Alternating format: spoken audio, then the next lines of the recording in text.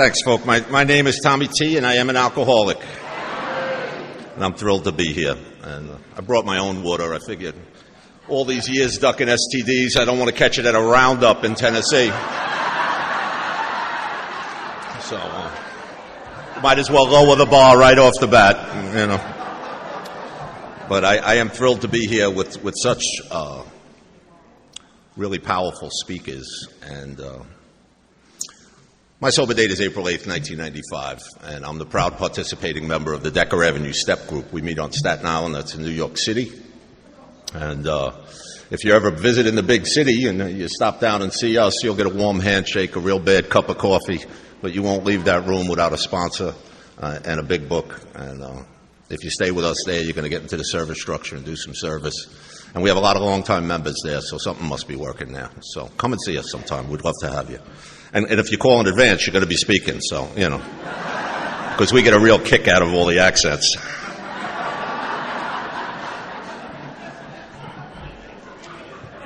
Might as well anger half the crowd and confuse the other half right off the bat. So my task tonight is steps 8 and 9, and I want to mention 8 and 9 a couple of times because 8 and 9 is very important. So this way, if I don't get back to 8 and 9, at least I mentioned it 4 times. Just try to cover all bases. But I love Alcoholics Anonymous, and I hope only a couple of things come out of the talk tonight, is that you realize Tommy T, he loves AA. Because I wouldn't have the life I have today because of it. And the other thing is, if you're new or struggling in any way, shape, or form, that you can say, maybe if it worked for a guy like that, it can work for me. Because I didn't think anything would work for me. When I got here, I was so banged up and so lost and so separate from and different than, and all in my head. I mean, everybody told my story today. Well, see, I think I lived in your home. I think I was married to you at one point. I mean, but you know what? I want to call you out for a second, because I went up to the room and I was nervous listening to all these good speakers all weekend, because I'm a guy that doesn't feel he's good enough. I feel like my biggest fear is being judged badly or looking bad. I have all these things, and I think my God's just got a sense of humor. Like, yeah, I'll go down and speak to that 1,000 people. That'll really get you going. But I said Butcher's Prayer a couple of times, and I just felt a calm come over, and it's kind of like a big home group. It's pretty cool. So thank you. That was wonderful. When I came to you in 1995, I was busted up. I didn't come willingly. It wasn't like I was sitting in my basement and having a great time with the trophy wife, just hit Mega Lotto and said, let me go hang out with those old guys and find God in a church basement. But New York City Police Department, the state courts, the city courts, they all had other plans for me. And I ended up with you folks. And little did I know, because I came in kicking and screaming, that it would be the best thing that God ever did for me in my life. Came in $138,000 in debt, and that was not to the IRS or credit cards where they're going to send you a nasty letter. Ooh, that's frightening, all right? No, that was the loan sharks and bookies and mob guys and drug dealers and just out on the street. So if a car backfired on Staten Island when I was in early recovery, I'd jump over the hedges. I thought somebody was taking a shot at me. I was living on Mom's couch, all that debt, waiting to get fired from a city job every day, and as soon as they found out about my 5th arrest. It was my 3rd arrest for DWI. This one had a little twist to it. I had a loaded handgun in my belt, one in the chamber. I didn't know when you do that, you had a year to your sentence. And I had a whole bunch of non-conference approved party favors in the back seat. And so they got me on my 3rd DWI. They were going to make it a felony, and they gave me felony possession of a weapon, and then it was possession of narcotics with the intent to sell. And where I was in life, the best excuse I could give the judge was, no, Your Honor, it was payday. I buy in bulk. You know, so that's just a little picture of where I was at 35 years old. You know, real picture ladies living on Mom's couch and all. You know, real catch. Come get me. So the fellowship in Staten Island in 1995 was super strong. There were some great old guys and women there that were just so kind and loving to me. I came in kind of on a sideward entrance. I came in through a program called TASK, Treatment Against Street Crime. And I was mandated, not to AA right away, but I did intensive outpatient programs and things like this. And then every day I would go to work, and I would think I was going to get fired. I used to have to wear a beeper back then. Yes, I'm an old man, and we had beepers. And you had to run to your probation officer and give him a drug sample, a urine sample. And if you didn't make it within an hour, you got violated.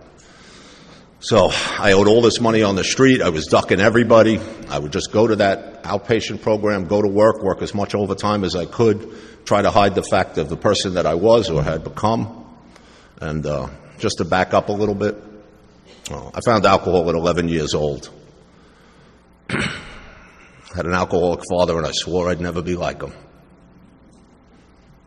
I blew that guy's career up in a few short years. I got much worse. And we're going to talk about the 8-step list and the people we've harmed. If you were my friend and I was pursuing alcohol or other things, I lied to you. I stole from you if you gave me the opportunity. I let you down multiple times. If you were foolish, ladies, if you were foolish enough to fall in love with me, I would break your heart. Not because I wanted to, because I wasn't man enough to be a boyfriend or a fiance or a husband. Although I've tried that twice. I'm on my third wife now. It seems to be working a little better. I'd like to tell you AA works. So, But I put sex before love. I didn't know what love was. I really had no skills in life. I grew up with all those old ideas that the men told you back there. You don't talk about your problems. What happens in this house stays in this house. When the going gets tough, the tough get going. Put your shoulder up against the wall. Push. You'll get through this. You can handle this. You don't need help. Men don't cry. How about that one? What nonsense. What nonsense. And it fed this feeling I've always had in my life of anxiety and not worthy and separation, and it shows up in me in a tightness of chest. And I went through my life that way. In my early life that way, always afraid. When Dad's car door slammed, am I going to get the beating tonight, or am I going to be sitting on his lap eating lobster tails? You never knew. You never knew what was going to happen at the house. And I started to build up resentments for that father, and I built up resentments for that mother who would never leave him and save me, because it was all about me. I had a grandmother. Jason mentioned his grandmother, and I've heard Jason before, and every time he does it just gets my heart. Because my grandmother was my higher power for the first 5 years in this program, because I could not have a conception of God. God didn't want anything to do with a guy like me. I just did too many bad things for any God to ever love me, and that's where I truly believed. But Grandma, she never gave up on me. She always loved me. Grandma's house was the house that when Dad was busting up our house, Mom would scoop us up in blankets, and it was only about a mile away. And we'd get in the old Rambler and drive down there, and if you got into Grandma's front door and smelt mothballs, you knew you were safe. So right there, it was just like God's arms wrapping around you, because none of her 4 alcoholic sons, my father and his 3 brothers, all died from this disease, would ever disrespect their mother and go in that house drunk. So if you crossed that front door, you knew you were safe. And she used to give us a little box to play with. I'm really going to date myself here. I've never said this. But it had a little police car in it. Who knew? Like a piece of string, a tack, and like a paper clip. Kept me busy for hours. I was happy with that. Grandma's here. All right, she's over there doing that rosary thing, but it's good, And it was just, it was what it was growing up. And Grandma got cancer and she lost her leg. And I stole money from her when I was 16 years old. And one of the last things, not the very last thing, but she said, "Tom, did you take that money?" And I said, "No, Grandma, I love you too much. I would never do that. I didn't want to do that." With the stories that you've heard up to this point this weekend, that's like a minor story.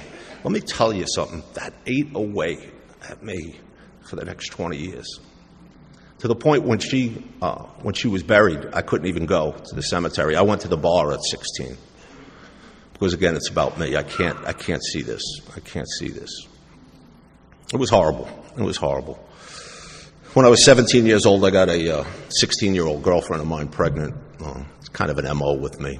And she was from a real religious family. And we put that boy up for adoption through the Catholic Charities. And all we knew, it would go to a good Christian home screened by them. We signed pledges that we would never try to find him. And he's 48 years old. His name's Matthew. I've never met him. That still, to this day, is hard to say.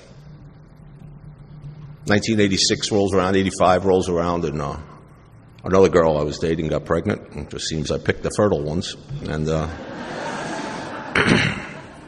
she had a baby. But what happens to a guy like me? I said, let's get married. I wanted her to have the health coverage. I wanted to straighten up. I wanted to do the right thing. And the guy that you asked to speak today just runs out on an 8-month pregnant wife and never turns around, never looks back. In an argument, she said, he's not even your kid, and that's all you got to give me. Just make me a victim, and I'll run with it. And you could say, how could a guy do that? I have to be honest with you. It's a program of rigorous honesty. It wasn't hard for me. Because as long as I had somebody to blame it on, I would get twice as drunk on Father's Day, 3 times as drunk on Christmas, and just blame her. I would tell every bartender I was a good tipper, so they would listen, and I would just to them. And that's how I was living life. There was so many other things. I played bass guitar in a punk band in the city in the late 70s, early 80s, and you could just imagine all the havoc that came with that. All the sexual depravity and everything that comes along with that. Barclay's nodding his head. He knows. It was just crazy. So, coming to Alcoholics Anonymous, and that fellowship was so strong, but nobody was really mentioned in the 12 steps back then. When my girl, I didn't do any thank yous. I do want to thank a couple of the speakers. First of all, Amy and Katie. I got a pocket full of cash right now. I'd pay money to see you girls fight. I mean, that's big money stuff right there. I think that would be just a classic, and I don't even know who I'm betting on because she's a little smaller, but she's feisty. I don't know. We'll see how that goes. But all the speakers have been wonderful, and like I said, Racine telling my story from a couple of different angles, and Jason mentioning his grandma, and Victor last night, just wonderful, and Joe today. Joe's always great. Just wonderful to be a part of this. We're going all over the place, but that's where we're going. That's where God's taking me. But when you come into this fellowship, it was enough in the beginning just not to drink. If you asked me those first 18 months here, how's it going, Tom? Good. What's going on? Nothing, not drinking. That was my profession, was not drinking and trying to hold it together. And when I finally started to go to meetings of Alcoholics Anonymous with about 10 months sober, they graduated me out of those programs and let me loose, like no aftercare, no nothing. I was just like, what the hell do I do now? I started to go to you folks. And the miracle of our fellowship is for that half hour before the meeting and that half hour after the meeting. And back then we went to the diners a lot. And we would sit and men would listen to me for hours in there rambling about all that newcomer nonsense that like, oh my God, And I felt good with you. I didn't feel so different then. Men matched my stories with their stories, but they had come through the other side of it. But I really didn't know how they did it. And many of them, they went to church. They did it different ways. It wasn't all about the big book. And why I mentioned Katie first is because when I hear Katie speak, I hear a gentleman, Mark Houston, in the back of my head. These 3 men came to Staten Island to do some big book workshops. It was a guy, Don Pritz, Mark Houston, and Joe Hawk. And man, they turned the island upside down in 1995. They turned it upside down. And I got I had a big car. I had the opportunity to host them. And I've read the big book only to go to sleep. The old timers used to say, you can't sleep, because I'd complain about not sleeping at all in recovery. They'd say, read the literature. Nobody ever died from insomnia, So I used to fall asleep with the big book on my chest.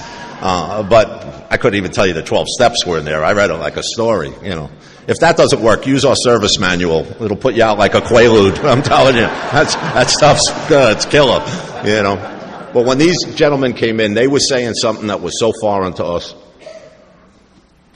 And they said it in such a way that they made me believe that maybe if I tried that.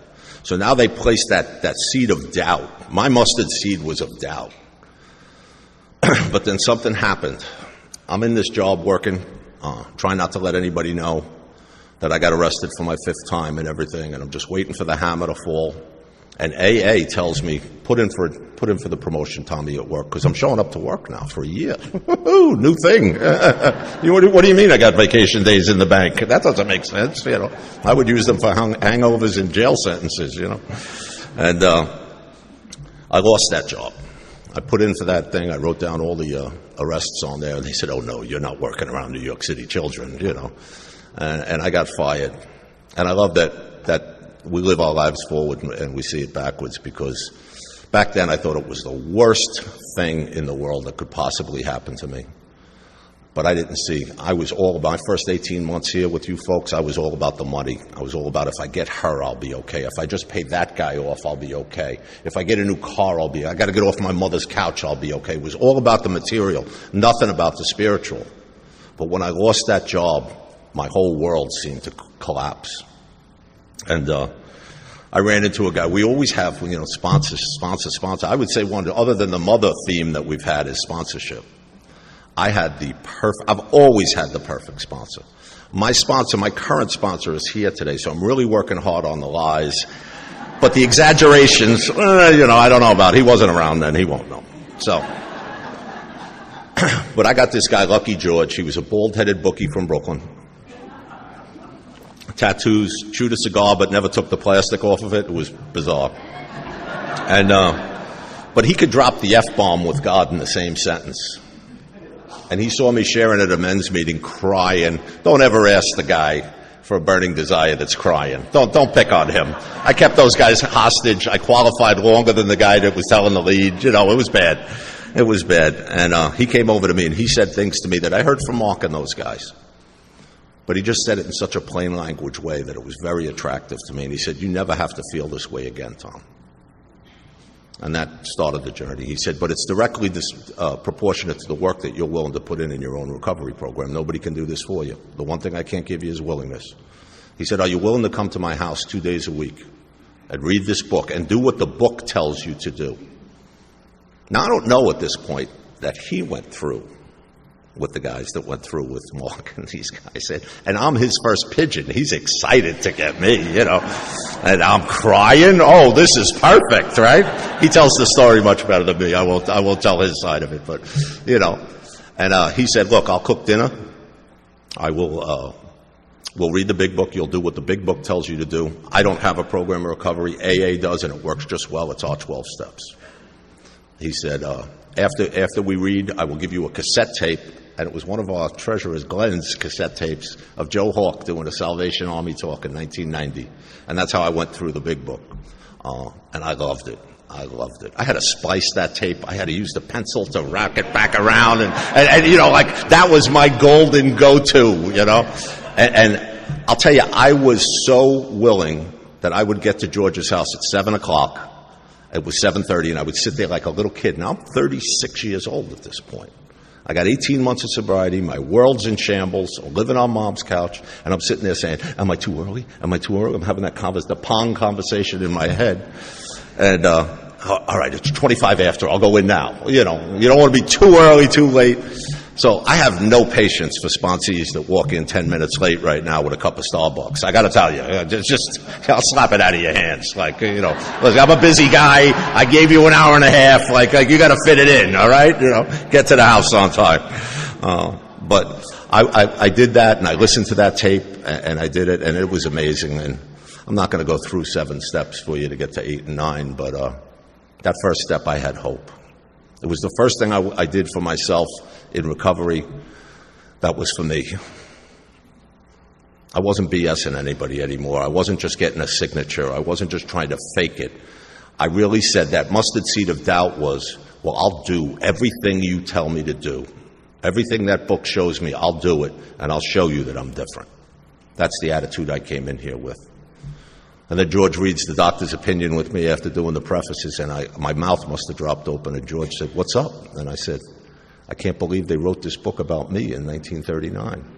It started jumping off the page at me. We did this. We were so anal going through the big book back then. We had two color pens. You had to have a red and a black.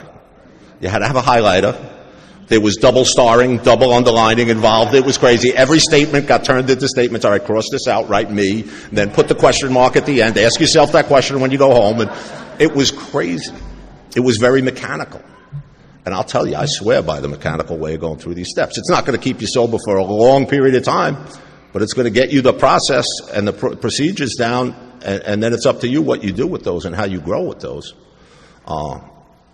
It was a wonderful experience. It's step 2. I didn't believe in God, but I believe George believed. He was too corny not to believe. Like, he was just so happy. Like, he wanted to slap him. He was so happy. You know, and so I went through step 2 on the willingness to believe.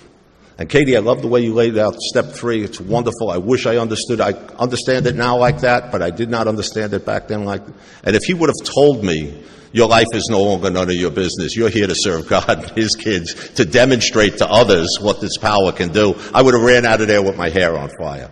He really simplified it. He said, Tom, are you willing to turn your life to God and do steps 4 through 9 and then see what happens? And I said, absolutely. All right. Next, we launch out on a course of vigorous action. He had a black and white notebook. He was all corny and, oh, man. And I'm like, two steps in a night spot? Slow down, you know. And he's like, it says next. It's a time reference. Let's go. I made my list, and I always do a little banging around on the 4th step because it took me 9 days. 9 days. I was unemployed. I get it. I had nothing to do. Pot of coffee, a couple packs of Marlboros, and just writing. Oh, man, I was angry, and I was afraid. I didn't know that. And if you asked me back then, Tom, why can't you stay in a relationship for more than a year? I'd say, with a straight face, I don't know. I always date the crazy ones. I would have put a hand on a Bible and sworn. I didn't know what was going on in my life. I didn't know that these problems came from me, not at me. I didn't know that. How could you know that? I'm a victim. And I played that role very, very, very well. Well, we did that in 9 days. Now we got folks coming into my home group. We're a 12 of 12, so we read a step every week, and then the speakers come in and blow it up with the big book. It's pretty funny. But when they come in, they'll say, oh, I'm in my 4th step for 7 months.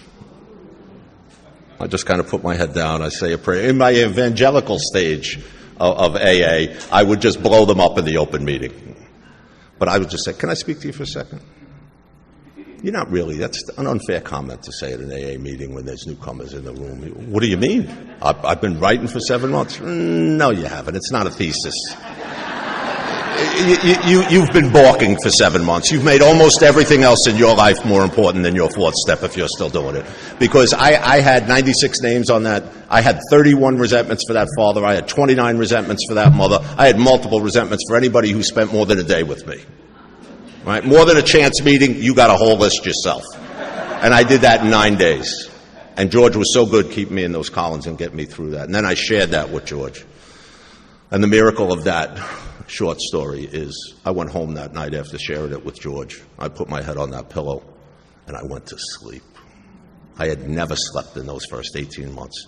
The chatter of 1,000 monkeys was always in my head. I'm worried about what's going to happen tomorrow. Oh, geez, they're going to catch me here. This is going to happen. That's going to happen. I'm going to have to pay that guy. Oh, my God, how am I going to do this? Always, my whole life was like that. It stopped. It stopped. And except for a couple of years of untreated alcoholism over the last 30, it's pretty much, I sleep pretty good, you know. But there has been some slips, you know. You can slip on other things than alcohol and substances, believe me. We went into 6 and 7, and, you know, Joe was great with 6 and 7. He gave us some good things to look at, but I didn't understand 6 and 7 at all. But I saw character defects. I didn't need my family to come into the room and give me a list, Bob. I knew. I knew how dishonest I was. I knew how afraid I was. I knew how prideful I was that I couldn't tell you how I really felt. I knew all those things. But I just didn't know what to do with them. So I prayed. So now I got my third step prayer. I got a set aside prayer. I got a third step prayer. I got a resentment prayer. I got a fear prayer, which if I did anything right, because I still use the resentment prayer and the fear prayer to this day. If I did anything right, I prayed during this process. And then we got to 8 and 9, and I was just, in the fourth step, or in the 8 steps, it tells us we have a list. We made it when we took inventory. Okay. For us big book enthusiasts, I get it. It says it. I want to commit heresy here. Do you know how short my list would have been if I just stuck to the people I had resentment for? And then the relationships? I didn't have a resentment for Wawa Supermarket, but I stole $40,000 from them. I didn't have resentments really for the drug dealers that I stole from. The mob guys that I borrowed from. Maybe a resentment because they wanted me to pay it back, but I mean, that was a little silly, right? I mean, because of the life I led, I used my fourth step. I got all that down on that 8th step. But then there was many more names I had to add. And my sponsor was not. I wish I had. Was it Amy's sponsor that said, you're not that important? He thought I was important. He made me go to all of them. It was crazy. But, it says, if we haven't the will to do this, we pray until it comes. I prayed a lot because I'm not stupid. Even in my fourth step, I was thinking about, wait, if I write it, I got to tell it. And if I tell it, there's going to be an amends. I'm not stupid. I read ahead.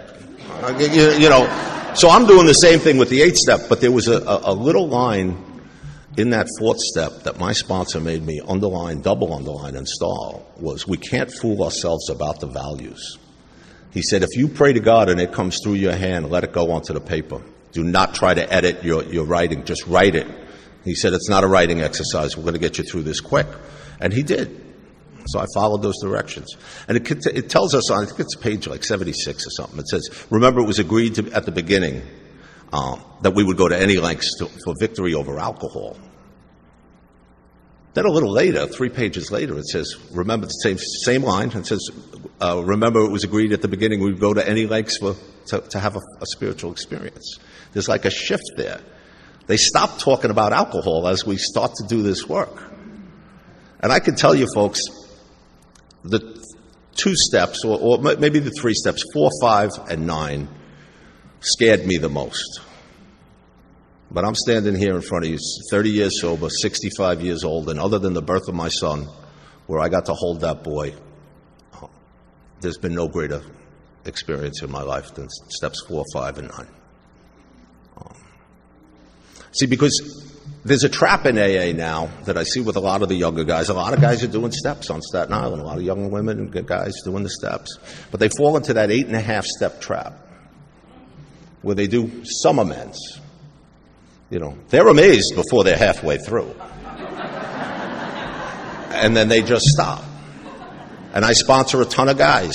So when they come to me and they say, I'm just not feeling it, this is happening, that's happening. Okay. You have any unmade amends? Yeah. Where are you with 10, 11, and 12? Nowhere. I get them to make a couple of amends. They start writing some nightly inventory. They're praying, they're meditating, and then they call me in 4 or 5 days and say, I feel great.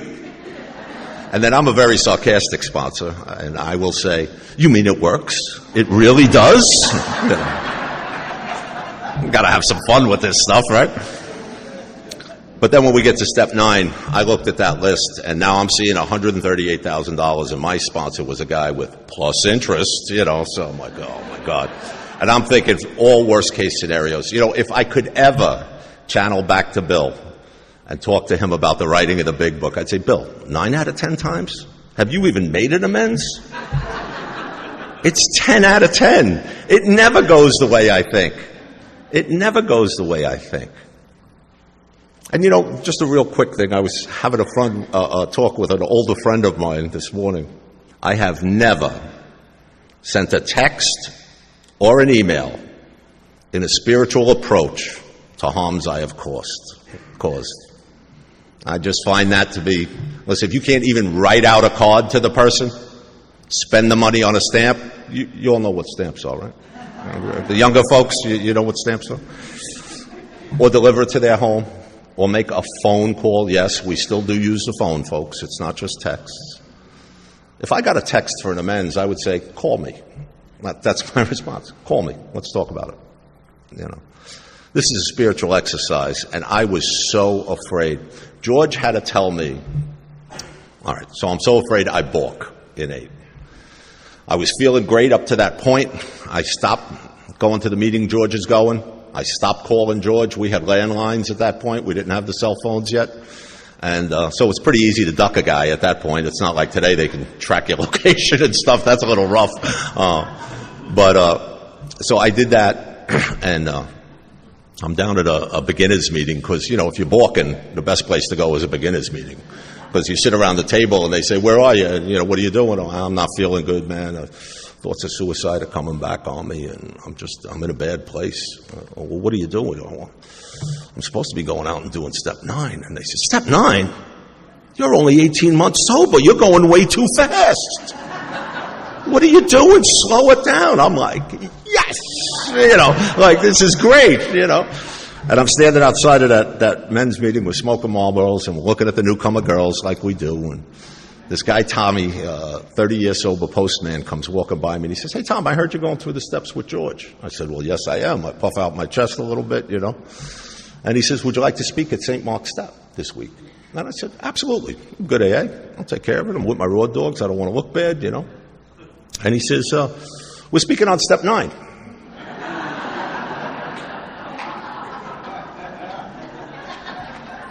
Well, you know, listen, let me take a rain check because I've written a list, but I haven't gotten out there yet. He just walks by me, the power of our fellowship, slaps me on the back and says, make a few amends, let us know how they turn out, and walks away. And then my friends say, oh, and we'll be there to watch. Right? So that fear of not being good enough or being judged works in a good way, you know. And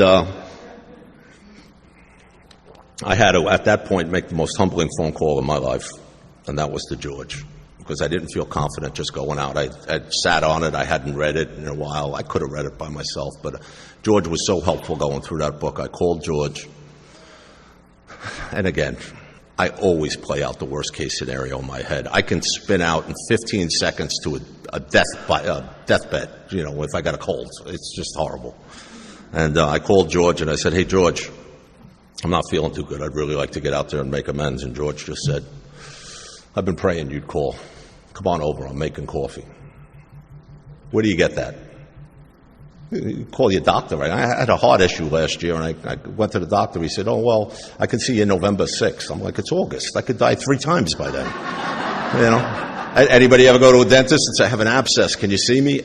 Next Thursday. Take some Tylenol. I haven't slept in 2 days. Tylenol? You know? But you call a good member of AA in good standing, and it's come over, I'm putting on coffee. It's our unfair advantage here, folks. It's just one of the many benefits that we have. And I went over to George's house, and we read those directions, and we decided that I would go to my family, and I would tell them how I now view life, how I'm seeing things now. And it was much different than when before I wrote that inventory and shared that inventory. So I started with Mom. Moms are great to start with. Here we go, the mother theme. My mom's name was Millie. She was in a 44-year, very abusive relationship with my father. And my resentments all stemmed around the fact that she wouldn't leave him and give us a better home. Not the fact that my mother married him when she was 17, has never been with any other man, never loved any other man in her life. Why don't you leave him for me? Right. So I sat down, and I was a bad kid. I stole thousands and thousands and thousands of dollars from the house. It was just brutal. I pushed my mother down one time. I lied to her consistently. I can't even imagine, until I was a parent, the nights of lost sleep, lost meals, lost things that parents go through when the parents are all nodding their heads in the room, so we know.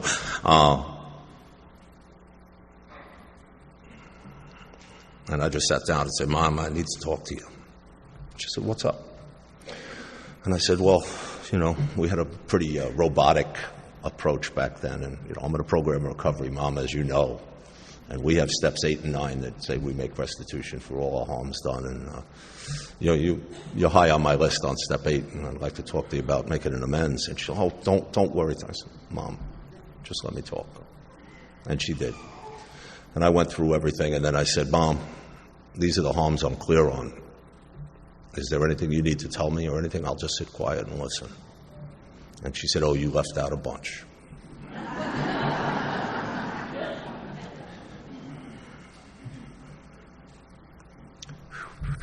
And then she went on to tell me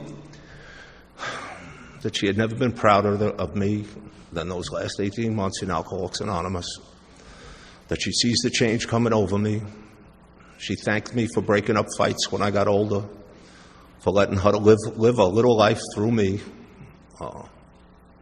And she apologized to me for never having the courage to leave that man.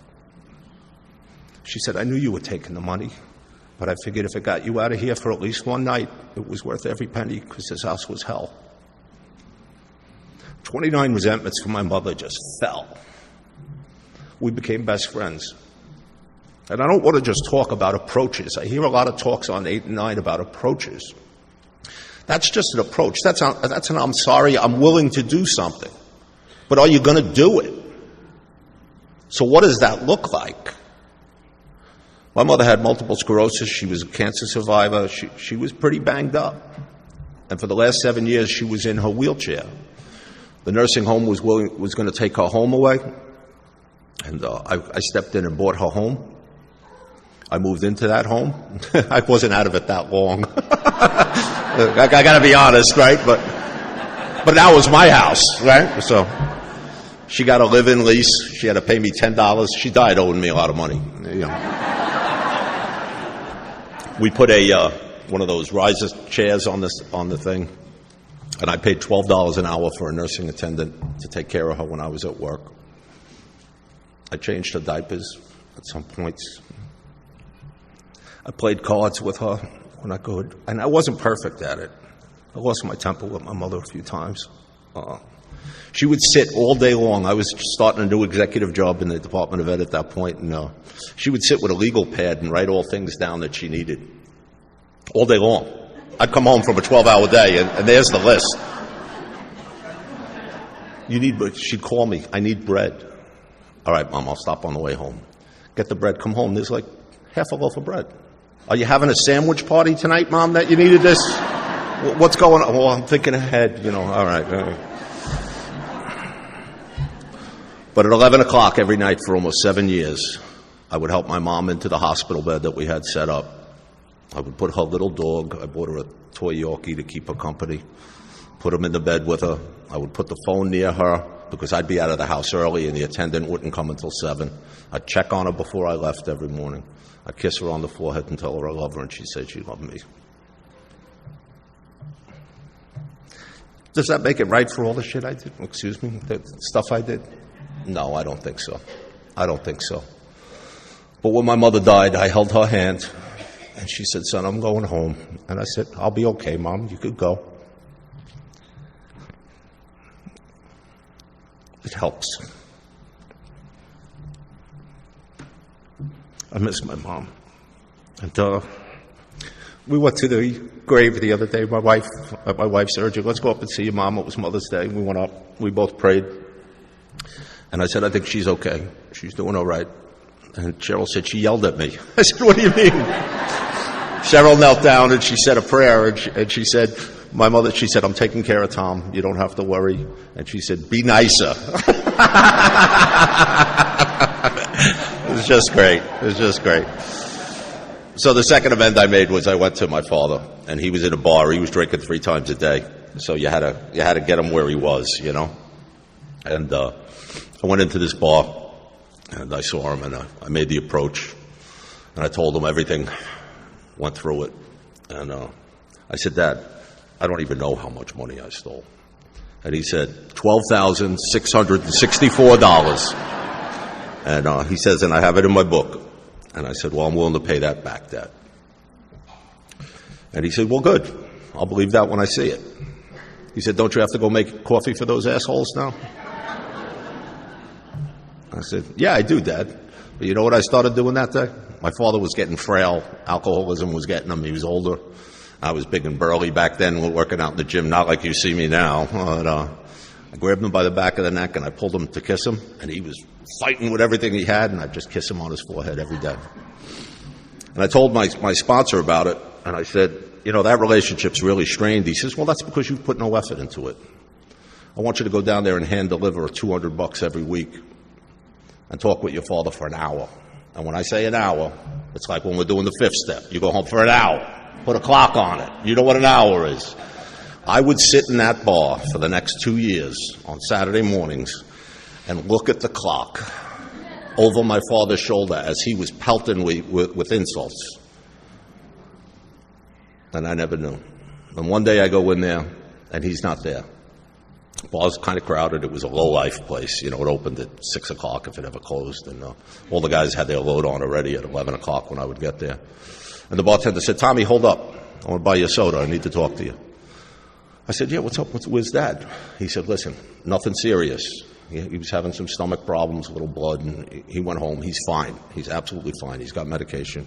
But he was really sorry he was going to miss you. And I said, well, you'd never know. I would have dropped the money off. He said, Tommy, it ain't about the money. He loves when you come down here. He said he brags to all my customers about you and the things you're doing in your life. And he says, to the point that it's annoying them, you know. You know. And he said, I said, you would never know it. Of the conversations, he said, listen, as soon as you leave, I tell him, why are you talking to the kid that way? He's here every week. What are you doing? And he says, he'll be okay. I made him tough.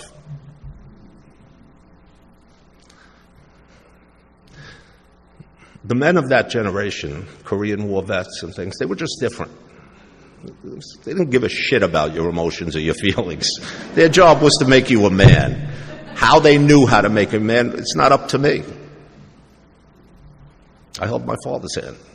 I've changed my father's bedpan. I was with my father when he died. My mother and father died 35 days apart from each other in 2006. And it just blew up my world, you know. So I'm going to that meeting. I'm going to share on a couple of amends, and I've written a short letter to my grandma. And since I never went to the cemetery, I didn't know exactly where she was buried. So I get out, I park the car, I knew the section, on a beautiful, brilliant, sunny day. I'm walking up and down the aisles, and I can't find it. And I'm just like, oh, man, I'm going to share one. Well, I had made amends to my sister, which was pretty uneventful. So I said, I'm going to have to make amends, do my qualification on 3 amends. Not having a spiritual experience yet at all. I just want to look good and have at least 4 amends to make. You know, let's be clear on my motives there. And I start walking from a diagonal from the back of the room, about the same distance, to the podium where my car was parked. And my grandmother's grave was right here, right next to my passenger door on my car. The hair on my neck went up. I was like, all right, I get it. And I take out this letter, and I try to read this letter, and I'm a literate guy. I could not get the words out of my mouth. I just swelled up with tears. The nose started running. People were looking at me like, what's going on over there, you know? And I'm just oblivious to it all. And the letter was brief. It was like one long paragraph, but the gist of it was, Grandma, I know you can see me. I believe you can hear me. I'm doing good in Alcoholics Anonymous now, and I pray every day, and I always pray to you. I'm going to make you proud of me one day. That was it. Nothing dramatic. I do not remember walking to my car. I don't remember driving to the meeting. I don't remember the 15-minute qualification on step 9 that I did that day. But I'll tell you that if we look in the book, it says our outlook on life will change. That was the day. In hindsight, I can point to that day that things changed for me. I went down there and I gave that qualification, and like 10 guys came up to me and said, man, I don't know what you're doing with George, but whatever it is, you keep doing it. Do not stop. You're a different guy than when you came in here. And I started to feel it a little bit. People see it before we see it in ourselves. And I went on a tear with amends. Now remember, I'm unemployed. I'm going around like crazy. I mean, to the point where I'm going into AA meetings and people are like, Taraco's making amends, hide. You know, I mean, they're running away from me. And I'm just pounding them out. I want to be like sponsee of the year now, you know. I started to get afraid going to some of these mob guys and those guys, and George told me the corniest thing to do. He said, take God with you. Why are you going by yourself? Open your car door. Move your school books off this front seat. Let God in. Close the door. Get in and drive with God. I'm doing this. I'm following directions. My neighbors are looking like, oh, Jesus. He's got an imaginary friend now. You know, like, it was bizarre. It was bizarre. And I blazed through that list, folks. I'm standing in front of you having done, I think, 10 or 11 fourth, fifth, eighth, and ninth steps, and I'm current with my conscience. I've made hundreds of face-to-face amends over the years. It wasn't the mob guys or the drug dealers that were hard. They were knock-around guys. They were happy. Some took money, some didn't. It wasn't a big deal. I'm glad you're doing better kind of stuff. I thought I was going to get killed at each and every one of them. You know what the hardest ones were? Sitting with 23 women and saying you weren't man enough to be their boyfriend or their fiance or their husband, that they had nothing to do with it. There's no way they could have been successful in that relationship because I wasn't a man. That's hard. And then going to the fathers of some of them, because the father, I was like, Eddie Haskell on the Leave It to Beaver show, all the parents loved me. I could BS them pretty well and then go treat their daughter poorly. That was hard. The ninth step for me drove my step 6 and 7, if it makes sense. Because I've always had this willingness not to be that guy anymore. I don't want to be that guy. I pray every day to be a better father, a better husband, a better employer, a better employee, all these things. I switched sponsors right after I completed that first list. Oh, let me jump back one. I'm going through that list. I don't even have the Department of Education on the list. And George says, don't you have to make an amends there? And I'm like, I'm in court proceedings with him, George. I really don't think I should go there. And he said, well, do you want to try to manipulate the outcome and fail, as you always have? Or do you want to put it in God's hands? I said, well, I put it in God's hands when I put the application in. That didn't work out well, And he said, you need to make it. And I said, okay. And I did that. And I went to the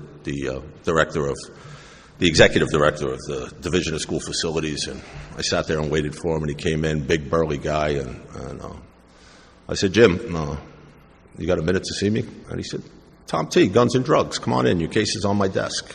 Oh, Jesus. I go in his office, there's 2 seats there. Now I've been an executive for a lot of years. I know that every desk has 2 seats next to them. But for me, as an alcoholic then, there's a seat for God. It's going to be okay. And I sit down and I tell Jim, I said, Jim, 6 months ago when I came in and interviewed and told you the circumstances around this arrest, I lied about everything except my name. I said I was drunk. It was my 3rd DWI. It was my gun, and they were my drugs in the back of the car. And he says, that's interesting.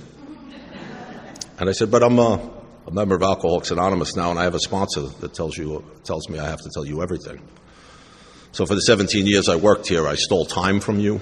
I punched other employees in and out. I stole equipment. I stole supplies. I was drunk on the job. I had parties in the boiler room. I went through this whole litany of stuff. And he's like, do you know I'm a deacon? No iPhones, no Google. I don't know what a deacon is. I said no, and I'm hoping he gives me a clue. He says, yeah, I do service in a church upstate. And I said, oh, that's cool. He said, we don't find God because things are good. Mine was drinking too. I never went to that AA stuff. I went to the Catholic Church. I haven't had a drink in about 6 years. I said, that's cool. He said, so I know what it was like for you to come in here. He said, look, I'm not the deciding factor here on your career. He said, but if you do get your job back, you come here and let me know. I'll tell you exactly what you can do to make this right. And I said, awesome. I walked out of there like I floated, like a hoverboard out of that office. I thought I was going through the plate glass window, the whole worst case scenario. And I was in this court case with them trying to get my old union job back. And the unions were fighting it for me. And it was stalled. It was going nowhere. It was over a year. And all of a sudden I get a certified letter that says they're going to hear my case. And I go up there, and my sponsor gives me some instructions. Bring an AA file with you, all this stuff. What's an AA file, George? I'm going to write you a letter, get a couple of letters of the guys you're sponsoring, get some home group members to sign it. Take all those lovely completion certificates you had from your outpatient, put it in a folder, and present it to them. Go in there as the man you are today. Not the man that you're trying to be or lying to be. Go in there as the AA member you are today. I just celebrated 2 years of sobriety, so this is 6 months after starting the steps. I got them. My coin in my pocket. He says, if you get nervous, you rub a hole in that coin. And I'm rubbing it, and I'm rubbing it, and I'm rubbing it. And these attorneys pound me on the stand for like 2 hours. And I'm telling you, folks, they never heard testimony like I give. Especially when I know I'm not going away. I mean, I wore my jewelry there. I'm not going to prison. Like, this is about a job. They already took it from me. I was working again. I was doing okay. And I went in there. And I answered every question. Mr. Tarakla, the details of this night are a little sketchy, this and that. Well, that's because I'm a blackout drinker, and every time I drink, I can't stop. I have a phenomenon of craving that doesn't let me to stop. And even when I stop, I have this mental obsession that will always take me back to the alcohol. And I'm big booking it at the testimony, And they're like looking at me, and they go through this whole thing, and is there anything else from you? We have one more question. Mr. Tarakla, are you telling us that you have not ingested any drugs or alcohol since April 8th, 1995. And I said, this is what my sponsor told me to say. I said, gentlemen, I'd like to thank you for taking the time to hear this case today. I know you're very busy, and I'm wasting a lot of your time here. I said, but there's two things that whether I get my job back or not is irrelevant, because there's two things I'm unwilling to give you. And they said, what's that? And I said, one is this. And I held up my coin. And they said, what's that? And I said, it's my 2-year chip for Alcoholics Anonymous. I've had 2 years continuous sobriety. And with that, the arbiter gives me a wink. To this day, I don't know if he was just keen on me or, or if he was one of us, but I don't care, But then I said, the other one is my integrity, because Alcoholics Anonymous gave me that back. And they said, okay. 5 minutes, they came back with a ruling. And they said, Mr. Tarakla, we're very impressed with your continuous sobriety, the work you're doing to help young men in Alcoholics Anonymous. They didn't mention anything about my job credentials. I have 18 engineering licenses, nothing. Nothing about that. It's all about AA, about the work you're doing in AA and these people that were willing to write letters for you and all. It says a lot about your character and the work that you're doing to turn yourself around. So we're going to give you that job back, that union job back you're looking at. I was like, amazing. And then they said, because you've done everything we said, we're going to allow you to go for that promotion you were going for when we fired you, if you stay clean for another year. I said, okay, I can do that. And they said, because you broken no laws here, we're going to give you $17,000 in back pay. Money rarely flows in this direction. In the thing, I walked out of there like, unbelievable. So what happens to a guy like that was that type of employee? Months later, a promotion comes up, and I put in, a year later comes up, and I put in for it. And Jim Lonigan is the one that's looking at the things. There's a tie. There's a man with 18 years experience, 22 engineering licenses. I got the same thing, but I got 5 arrests. This job was really prone to bribery and all. It was an inspection job with the mobs and stuff in New York. And Jim looks at it and he says, give it to Tarakla. If he takes money, he'll drink. We'll know right away. My biggest fear. And then I become Jimmy's right-hand guy, his go-to guy. And what he told me he wanted me to do was to work for the kids of New York City, not the paycheck. You work for God now. I know that's what AA teaches you. I just want you to put those principles in effect here. And I worked my ass off in gratitude to that man.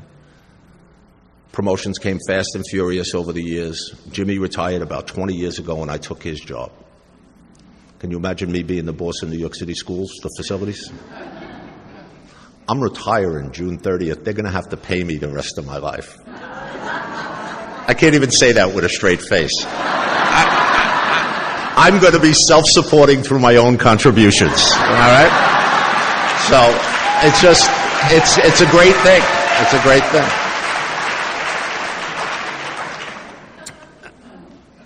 And I really want to talk a little bit about the man that I was in those relationships, and I think you already got a good idea of what I was. It was about sex. It wasn't about love.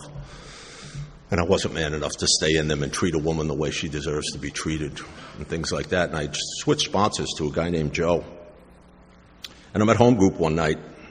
This crazy-looking blonde chick with the white cowboy boots and ripped jeans comes in, and I'm like, oh, Jesus, this is trouble. I swore I would never date in AA again. I'm really trying to turn it around. I'm trying to be a better person. I'm like, God, why are you testing me with this? This is ridiculous. And I'm talking to my sponsor that way. No, she came to my home group. I didn't go out looking for this, Joe, and he's like, no. No, you're not doing it. You're not prepared for that yet, And then I didn't see her again. And little did I know she was going through the 12 steps across the island, and we just didn't see each other for a while. But then she came back, and she was sharing about the steps, and I'm like, wow, this is pretty cool. And slowly but surely over time, we developed a friendship. We would go out with 6 or 8 AAs to dinner and things like this. Never paired off. It wasn't that way. It wasn't that way at all. If you ask my wife, she'll say, no, I didn't have that attraction to him in the beginning. And I think she had it before I did, but it's.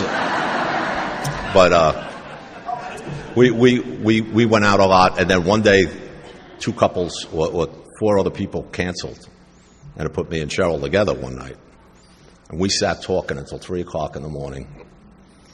She told me things that night that she still regrets 20 years later that she told me. All about her ex-husbands and the things she used to do to manipulate them and all, and I'm like, you told me that years ago. I'm not falling for that one, But like a kid, I went back to Joe, and I said, Joe, I'm starting to have feelings for this girl. And Joe was little red hair, parted on the side, wire-rimmed glasses, soft-spoken man. He said, you don't lay your hands on that girl until you can come to me and tell me that you're going to take responsible for her 3 children if they were your own. I'm like, that's a little harsh. He said, tell me. I'm not going to listen to any more inventory about your bad behavior in AA. He said, tell me. I had 10 years sober. I said, okay, I'll do that. I reported that back to Cheryl. And we had the most wonderful courtship and love affair. I'll put it up against anybody's.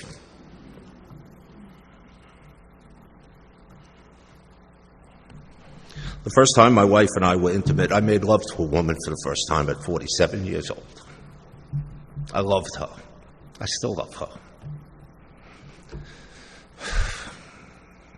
That deadbeat dad, my son is my best friend. He's 39. His name's Brett. He's got 11 years sober with us this month.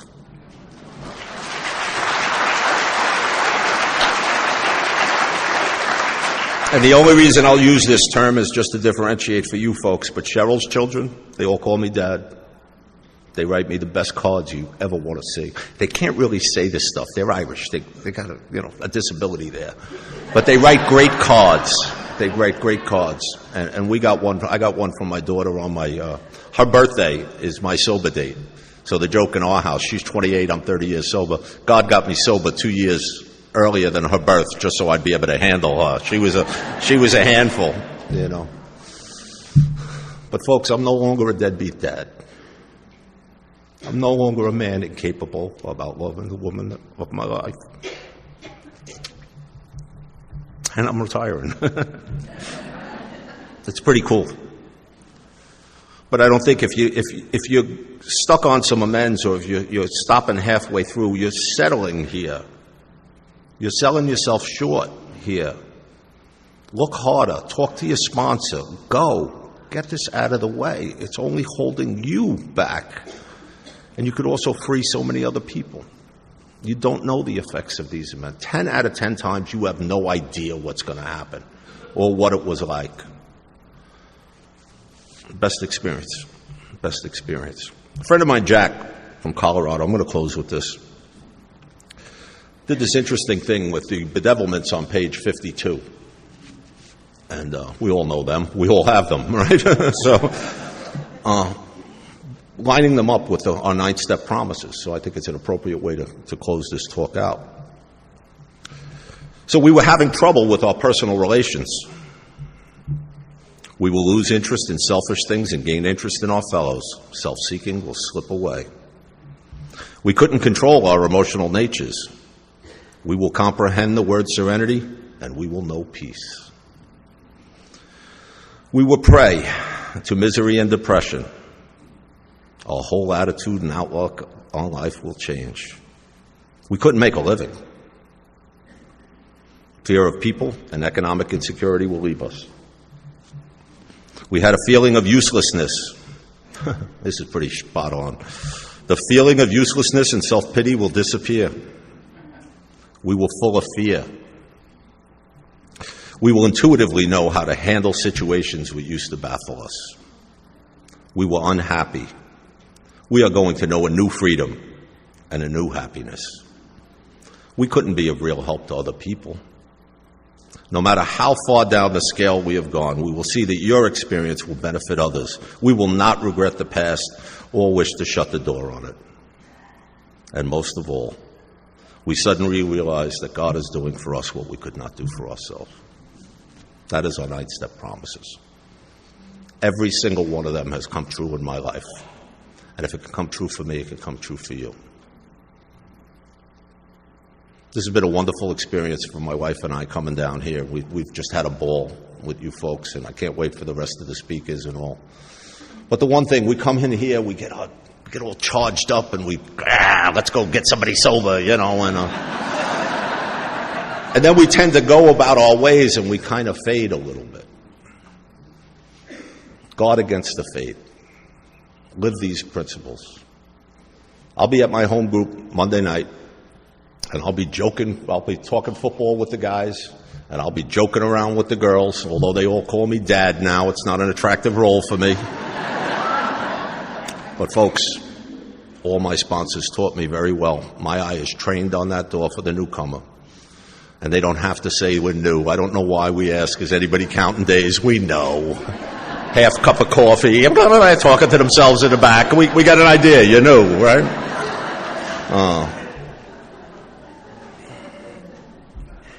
That is the most dramatic and gratifying thing in my life, is to watch those lights go on in those young men and young women and to watch them grow. And you want to know what the funny thing is?